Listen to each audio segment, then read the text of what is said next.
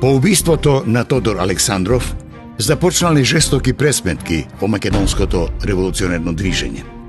Раководството на ВМРО, посочувајќи ги представниците на македонската левица и комунистите како директни виновници за убиството на Александров, наредило убиство на неколку десетици членови на македонските лево ориентирани организации во Бугарија.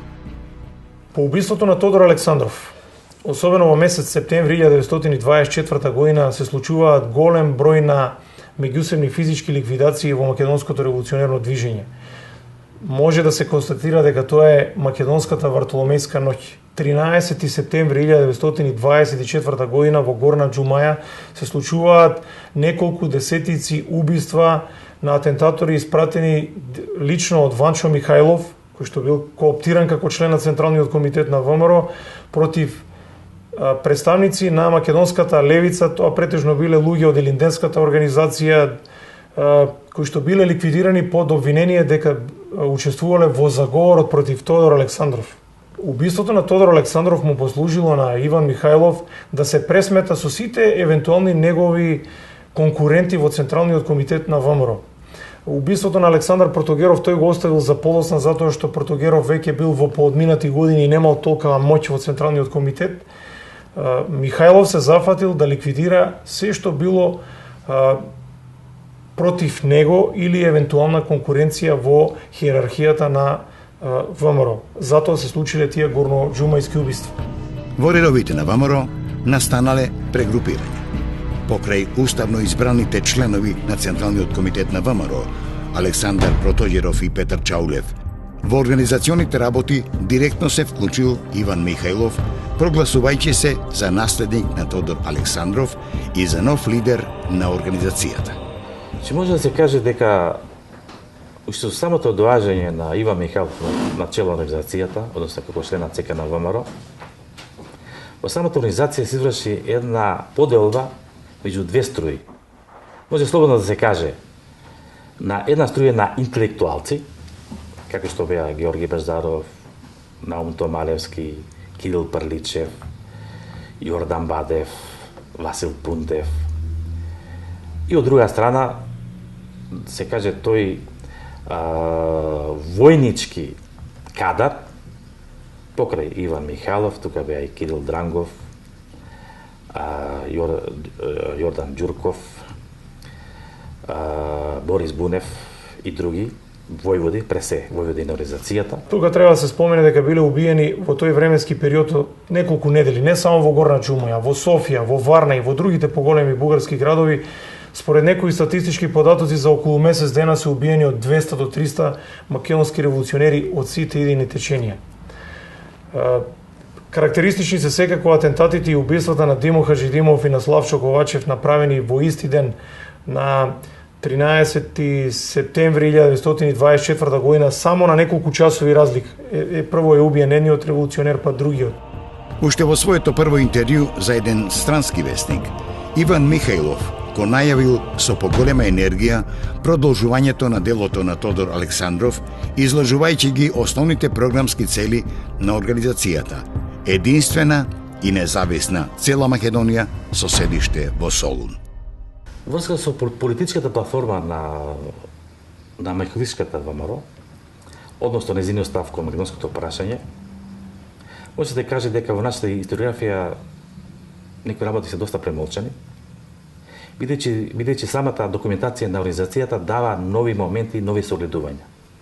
Имено, политичката платформа на Иван Михајлов беше како и досегашната платформа гледање на скоро сите состави, односно ЦК на организацијата, од формирањето па се разбира до неговото доаѓање на цело организацијата. Тие во прв ред во однос на македонското прашање, во однос на македонското население, македонскиот народ го гледа како дел на бугарскиот народ. Откажувањето на организацијата од револуционерната тактика и најавувањето водење легална борба, тој го условувал со барањето Кралството на србите, хрватите и словенците и Грција да ги признаат малцинските права на македонското население во нивните држави, како и признавање и почитување на верата и јазикот на населението во Вардарска и Егејска Македонија. За да го објават континуитетот на дејствувањето на ВМРО, Александар Протоѓеров и Иван Михајлов во името на Централниот комитет на ВМРО упатиле доверливи расписи до раководните тела на револуционерните комитети, во кои им дале на знаење дека и натаму постои Централниот комитет на ВМРО како врховно тело на организацијата. Во однос на националната посебност на македонското население, раководството на Михайловистичката ВМРО се поистоветило со гледиштето на бугарските државни власти и раководството на Македонскиот национален комитет на бугарскиот карактер на македонците. И во една таква ситуација, Ванчо Михајлов станал неоспорен авторитет во организацијата во периодот од 1924 до 1934 година. Секој кој што му се спротивставувал или бил под притисок маргинализиран, се пасивизирал или бил физички елиминиран. Во средината на февруари 1925 година се одржал 6-тиот конгрес на ВМРО, на кој бил избран нов Централен комитет на организацијата во состав Иван Михајлов, Александар Протоѓеров и Георги Попхристов. На тој конгрес на ВМРО делегатите кои што дошле биле приврзаници или луѓе кои што биле блиски до Иван Михајлов и гласале и ја поддржувале неговата политика. Конгресот ги потврдил дотогашниот устав и правилник на организацијата, според кој целта на ВМРО и натаму останала иста. Борба за обединување на поделена Македонија во незините географски граници и извојување на политичка автономија, самоуправување. Главна нетрпеливост со самата организација, значи со одржањето на Иван Михајлов, настана со тоа што тој на некој начин ја узурпира самата организација, се наметна како единствен лидер во неа, запоставувајќи ги двајцата членови на ЦК на ВМРО, кои што беа Александар Протоѓеров и Георги Попхристов. Тој наметнуваше, односно издаваше, тоа му беше главната забелешка на Протоѓеров, самоволно издаваше инструкции, наредби спресе за убиства, донесуваше своји решенија без да ги консултира двајцата членови на организацијата, кои што според статутот на организацијата беа равноправни и еднакво одговорни во самата организација. Тој веднаш се зафатил со тоа да вклучи во организацијата млади членови, фанатични приврзаници на македонското револуционерно дело, кои што биле блиски до него. Тоа им успеало. Протоѓеров како член на Централниот комитет на ВМРО не се спротивставувал многу на таквата тенденција. На конгресот била донесена и посебна резолуција за идното дејствување на организацијата, во која се нагласува непосредното учество на Пиринска Македонија под бугарска власт во борбата за ослободување и обединување на цела Македонија. Средствата и методите на борбата останале и натаму исти, легални и нелегални преку Четничкиот институт. Во Вардарска и во Егејска Македонија средствата за борба и во иднина се предвидувало да останат револуционерни, бидејќи според новиот Централен комитет други средства за борба освен нелегални немало, се додека југословенските и грчките власти не ги признаат националните права и слободи на сите етнички групи во Македонија. Имајќи ги предвид културните и политичките слободи на македонците под бугарска власт, Централниот комитет на ВМРО застанал зад ставот дека во Пиринска Македонија не се потребни револуционерни методи на борба. При тоа, новото раководство на Централниот комитет на ВМРО отворено и дало на знаење на бугарската влада дека на секој незин обид за вршење насилства и беззаконија врз македонците, како што тоа го правела владата на Стамболиски, ВМРО ќе се спротистави за да ги заштити правата на своите сонародници. Во септември 1926 година Централниот комитет на ВМРО излегол со посебна декларација, во која категорично изјавил дека Секој обид на бугарската влада за вршење насилства и беззаконија спрема македонците, како што тоа го правеше владата на Стамболиски, ВМРО ќе се спротистави за да ги заштити правата на своите сонародници. Целта на организацијата останува иста, дека таа се бори за ослободување на Македонија, за обединување на раскинатите делови на Македонија во една самостојна политичка единица и таму има загледа самоуправување. Централниот комитет на ВМРО подвекол дека вистински мир на Балканот ќе има кога секоја историска засебна земја, во тој однос и Македонија, самата ќе се управува. По 6-тиот конгрес, Централниот комитет на ВМРО, согласно правилникот, и натаму останал врховен и главен контролен орган на организацијата. Ваквата поставеност на Централниот комитет овозможила брзо издигање и отворено наложување на неговиот член Иван Михајлов, кој фактички ја презел организацијата во своји раце и ја диригирал целокупната нејзина активност. На негова иницијатива, Централниот комитет на ВМРО пристапил кон реорганизација на воената поставеност на организацијата и кон нова распределба на револуционерните окрузи на Петрички, Скопски, Солунски, Струмички, Серски и Битолски. За револуционерна дејност биле задолжени организационите институти, местни, околиски и окружни управи, пунктова служба, милиција и терористички групи. Главен и основен воен институт на организацијата била милицијата, за која Централниот комитет на ВМРО изработил посебни борбени упатства. Покривајќи се со решенија и со одлуки за формирање посебни судски комисии, Иван Михајлов продолжил физички да се пресметува со сите членови на организацијата и со припадници на другите македонски револуционерни сили, кои што не се согласувале и не ја поддржувале програмската ориентација на ВМРО. Уште на самиот почеток, во текот на 1924 и 1925 година биле ликвидирани војводите Панчо Михајлов и Ефтим Цеков, до тогашниот член на Централниот комитет на ВМРО Петар Чаулев, водачот на федералистичката струја Тодор Паница и војводата Иван Јанев Брло.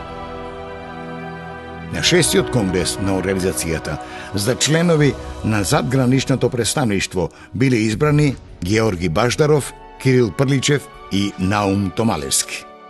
Од 1925 година задграничното представништво почнало да испраќа своји постојани и повремени представници во специјални мисии во европските метрополи – Париз, Рим, Виена, Лондон и Берлин.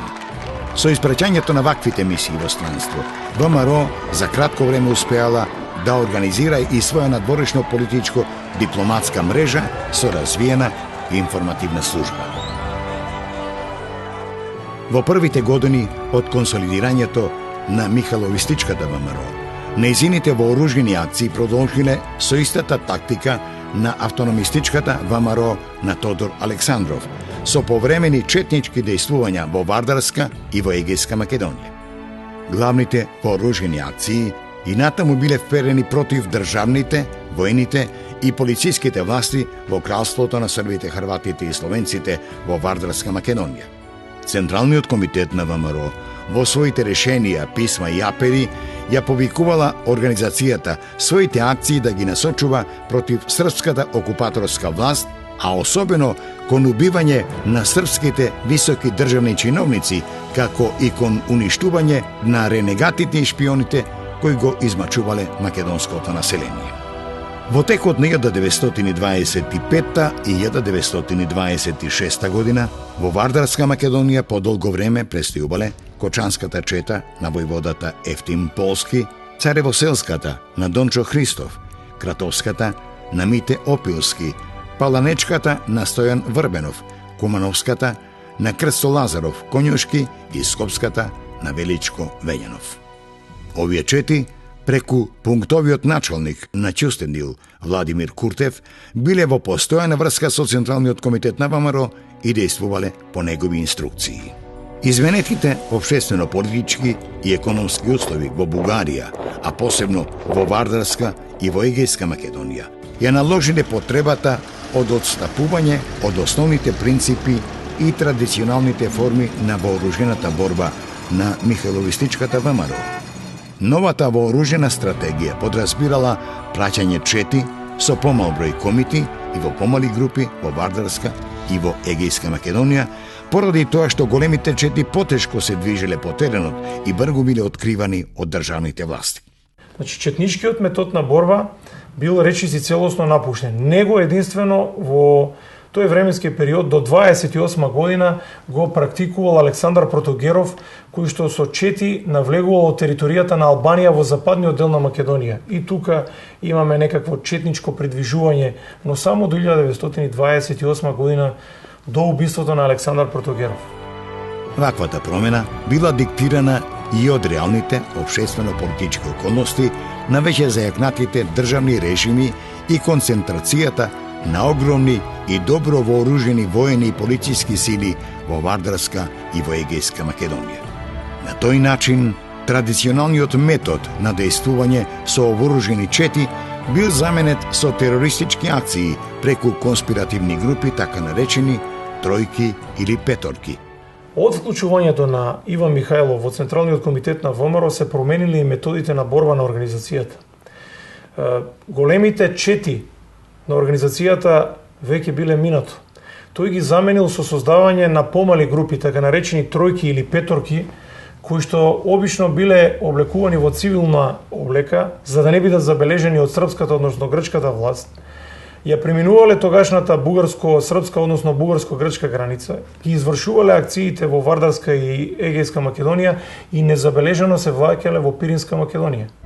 Индивидуалните убиства и терористичките атентати станале основни вооружени акции на Михајловистичката ВМРО. Преку нив, ВМРО настојувала да го сврти вниманието на европската и светската општествена јавност, давајќи им на знаење дека мир на Балканот не може да има додека не се реши македонското прашање. Сега дури ваквите тројки или петорки на организацијата не носеле никакви обележја, надворешни обележја по кои што можеле да бидат препознаени поранешните четници на организацијата. Иван Михајлов дури ги терал да ги бричат брадите за да не бидат препознаени од властите дека тоа се членови на ВМРО. Откако ќе ги извршеле атентатите, незабележано ја минувале границата и се враќале во Пиринска Македонија. Вооружените действија и терористички акции во Вардарска Македонија, Иван Михајлов ги оправдувал пред европската јавност со ставот дека не постоеле други легални и мирни средства за остварување на целите на ВМРО, автономија на Македонија. Во интервјуто дадено на американскиот новинар, подоцнежен писател и политичар од македонско потекло Стојан Христов, во врска со целите, методите и немањето услови за легална борба во Вардарска Македонија, Иван Михајлов му изјавил: покрај вооружените четнички дејства и поединечните терористички акции и атентати, Централниот комитет на ВМРО во Вардарска Македонија организирал пропагандна и информативно-разузнавачка служба преку основање тајни младинско-студентски друштва наречени Македонска младинска тајна револуционерна организација. Главна задача на овие друштва покрај конспиративно-информативни активности била да дејствуваат кај македонската младина во одбрана на асимилаторските пројави на великосрпскиот државен режим. Мрежата на Македонската младинска тајна револуционерна организација била организирана во 4 окружни пункта, односно петорки во Скопје, Битола, Охрид и Штип. Во периодот од 1925 до 1928 година во Вардарска Македонија Михајловистичката ВМРО извршила 149 вооружени комитски акции и поединечни терористички атентати. Како резултат на поединечните атентати биле убиени генералот на брегалничката дивизија Михајло Ковачевиќ во Штип, правниот советник Велимир Прелич во Скопје од страна на испратената атентаторка на ВМРО Мара Бунева и редакторот на вестникот Јужна звезда Спасое Хаджипоповиќ во Битола. Таа представувала фактор на нестабилност на Балканскиот полуостров. Во 1927 година дури Поради убиството на бригадниот генерал Михајло Ковачевиќ од атентатори на ВМРО, имало опасност да избие војна помеѓу тогашното кралство на србите, хрватите и словенците и Бугарија. Дури по директна интервенција на Англија и Франција, состојбата била смирена и војниот конфликт бил избегнат.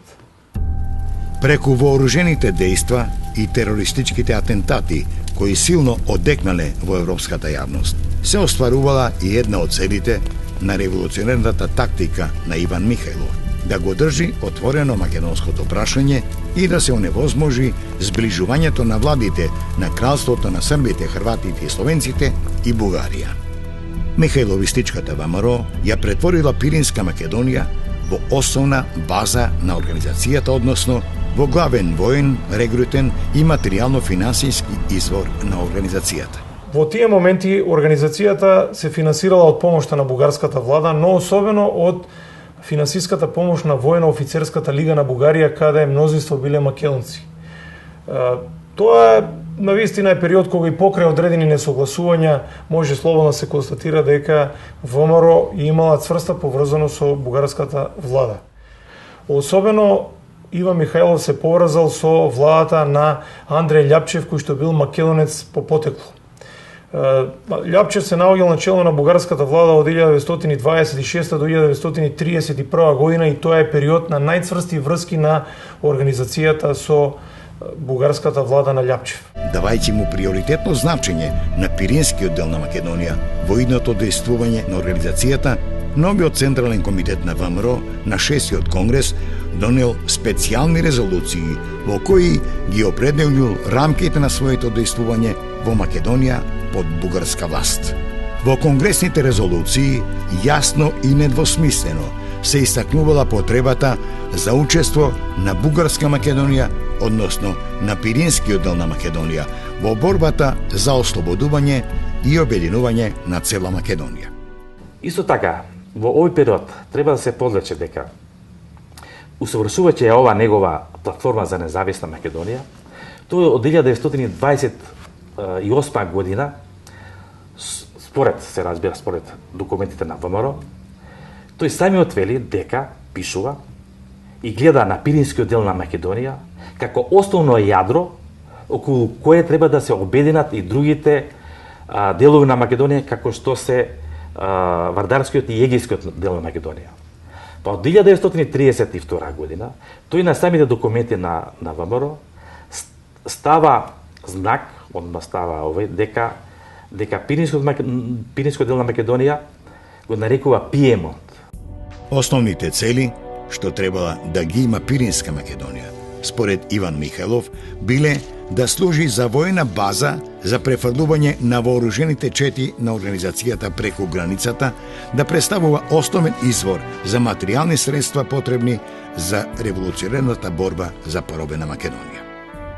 За управување со областа, организацијата изработила посебна наредба на ВМРО за Македонија под бугарска власт, со опфаќање воена организација, пунктова, финансиска, судска и културно-стопанска служба. Тој за прв пат воведување на македонски јазик. Тој настојува сите учители да предават на македонски јазик во Пиринскиот дел на Македонија, со тоа да го поттигне патриотскиот дух, револуционерниот дух на самото население. Понатаму настојува сите учители да бидат по потекло од Македонија.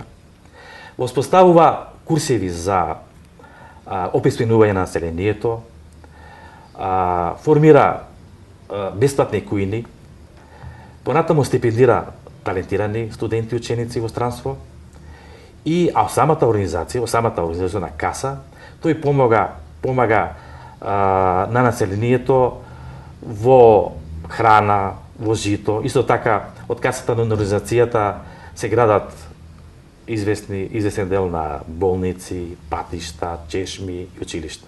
Во афирмирањето на македонскиот патриотизам во училиштата бил воведен посебен предмет македонска историја, а учениците биле воспитувани дека македонскиот народ е нешто сосема одделно од бугарскиот. Како резултат на ангажирањето на Централниот комитет на ВМРО, биле организирани вечерни курсеви за описменување на населението, бесплатни кујни за сиромашни деца и ученици, се водело посебно сметка да им се додели земја на безимотните и населението со мал имот, а особено на македонските бегалци. За заштитување на интересите на македонските бегалски маси во Пиринска Македонија, во Бугарското народно собрание била создадена посебна македонска парламентарна група, избрана строго контролирана и насочувана од Централниот комитет на ВМРО и од Македонскиот национален комитет. Од почетокот на 1928 година се јавили известни несогласувања во раководството на Михајловистичката ВМРО, а особено била присутна меѓусебната нетрпеливост и ривалство меѓу Иван Михајлов и Александар Протогеров. Александар Протогеров, како втор член на Централниот комитет на ВМРО, почнал да влегува во кавги со Иван Михајлов во поглед на главните принципи на организацијата. Први нивните недоразбирања произлегле поради тоа што согласно статутот, членовите на Централниот комитет на ВМРО требало одреден временски период да престојуваат во Македонија под робство. Иван Михајлов воопшто не ја поминал границата и не престојувал нелегално на територијата на Македонија под српска, односно под грчка власт. Тоа било првото нивно недоразбирање.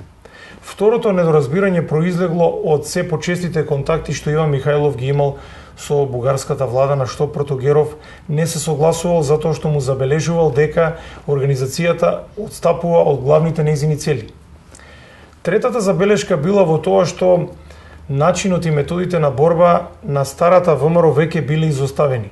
Протогеров упорно се залагал за тоа ВМРО да ја продолжи борбата преку навлегување на големи чети на територијата на Македонија под српска и грчка власт, додека Иван Михајлов се повеќе ја свртувал организацијата кон индивидуалниот терор или нападите во помали групи. Во конфликтот меѓу Иван Михајлов и Александар Протогеров започнало прегрупирање и во самото раководство на ВМРО, приклонувајќи се на едниот или на другиот член на ВМРО. Иван Михајлов за се поголем број на одлуки и решенија што ги правел, воопшто не се консултирал со останатите членови на Централниот комитет, со Протогеров и со Георги Попхристов, еден стар македонски илиндерец кој што исто така бил член на Централниот комитет на ВМРО. Конфликтот меѓу двете спротивставени групи во раководството на Михајловистичката ВМРО кулминирал во јуни 1928 година, кога бил убиен Александар Протогеров по наредба на Иван Михајлов. После тоа се случил расцеп во организацијата, при што се создале две различни организации со различни централни комитети. Се создала ВМРО Протогеровистичка со посебен централен комитет и ВМРО Михајловистичка со посебен централен комитет. Двете струи во редовите на организацијата прибегнале кон жестоки убиства и самоистребување, познати како македонски братоубиства, причинувајќи му големи загуби на македонското ослободително дело и предизвикувајќи почеток на нова криза во редовите на ВМРО. На 21 јуни 1928 година Михајловистичката ВМРО го одржала 7-миот конгрес на организацијата.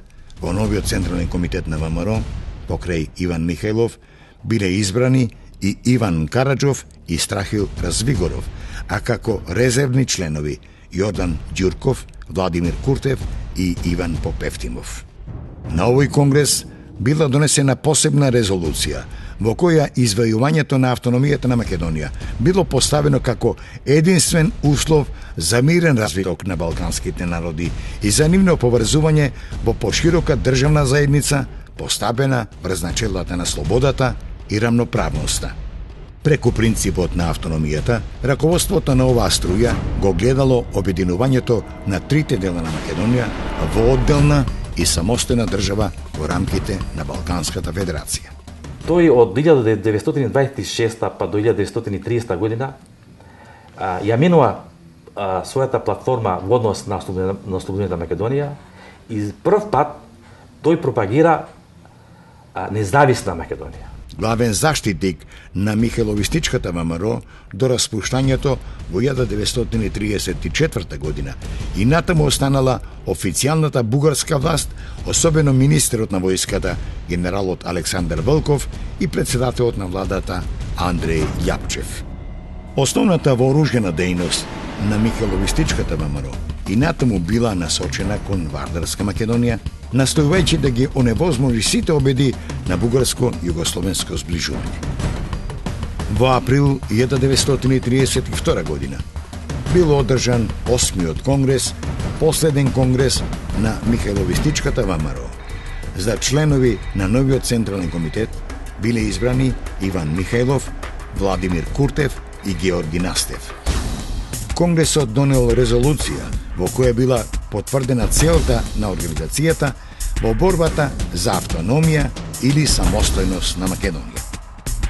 За да ги зајакне своите позиции сред македонската емиграција во Бугарија, раководството на Михайловистичката ВМРО и Македонскиот национален комитет организирале голем македонски собир во февруари 1933 година во Горна Џумаја. Во тие моменти Иван Михајлов повторно се вратил кон изворните цели на македонското револуционерно движење, барајќи создавање на независна македонска држава во незините етнички и географски граници.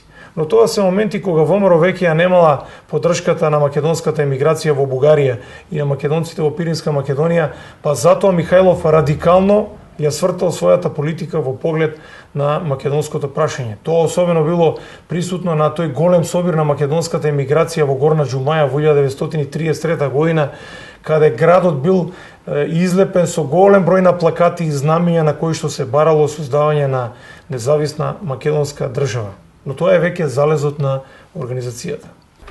Од собирот бил упатен повик до македонската емиграција во Бугарија, во кој од името на слободна и независна Македонија и девизата Македонија нема да загине, раководството на собирот барало сите македонци да бидат сплотени во едно будно и нескршливо народно единство.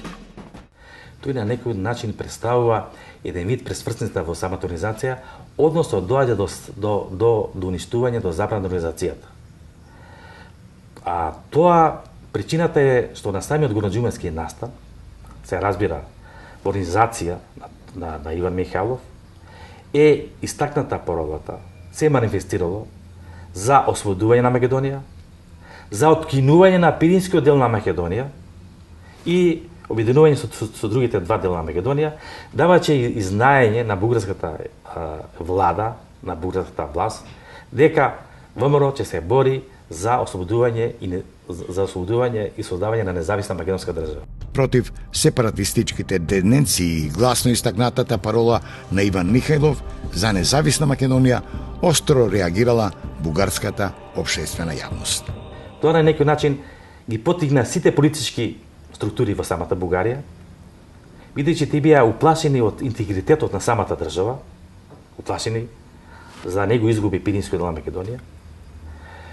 Понатаму, тоа доведе исто така до притисок на големите сили. Од 1933 година настанала промена во надворешната политика на Бугарија, која се поотворено се манифестирала во ориентацијата кон Франција и во зближувањето со кралството на Југославија. Југословенската влада зближувањето со Бугарија го условувала со ликвидирање на дејноста на ВМРО во незините граници. Од друга страна, бугарските државни фактори, загрижени за територијалната целост на државата, биле разочарани од промената на паролата за автономија на Македонија на Михайловистичката ВМРО со паролата за независна Македонија, за чие остварување Иван Михајлов сметал и на Пиринска Македонија. Сето тоа влијаело на распуштањето на Михайловистичката ВМРО и забраната на незиното действување во границите на Бугарија со војниот преврат извршен на 19 мај 1934 година од новата влада на Кимон Георгиев. Новата бугарска влада на чело со Кимон Георгиев ја забранува организацијата, ги запленува сите целокупното оружје, ги апси најголемиот број на членови, ги укинува Македонскиот национален комитет и сите овој друштва привремено. Единствено само Иван Михајлов со неговата сопруга успеал да се спаси, се разбира со помош на одредени политички структури во Бугарија, да избега во Турција под заштита на тогашна Кемал Ататурк. Приапсењето на членовите и запленувањето на оружјето, Централниот комитет на ВМРО издал наредба воено да не се спротивставува на бугарските полициски органи.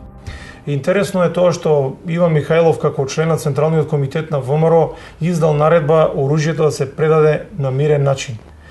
Од пониските структури на организацијата, од четничкиот и од војводскиот кадар постојано пристигнувале барања до Иван Михајлов четите на ВМРО да се спротивстават на бугарската војска и жандармерија. Но до тоа не дошло, поради наредбата на Иван Михајлов мирно да се предаде оружјето. После тоа, бугарската влада наредила апсење на голем дел од раководителите на ВМРО. Тоа навистина и се случило.